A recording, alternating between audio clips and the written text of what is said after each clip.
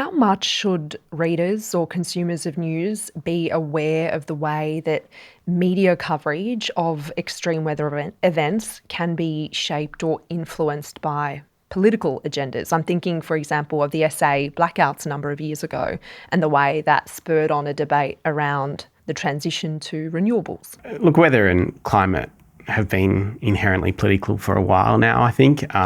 Casting back to when Scott Morrison was in government, there was often, standing up at presses after bushfires or floods, he would get questions about climate. And, there was often kind of reaction where now is not the time to talk about it, which is what you see after, gun-related deaths in the US. They always say, thoughts and prayers, but we can't talk about gun reform here.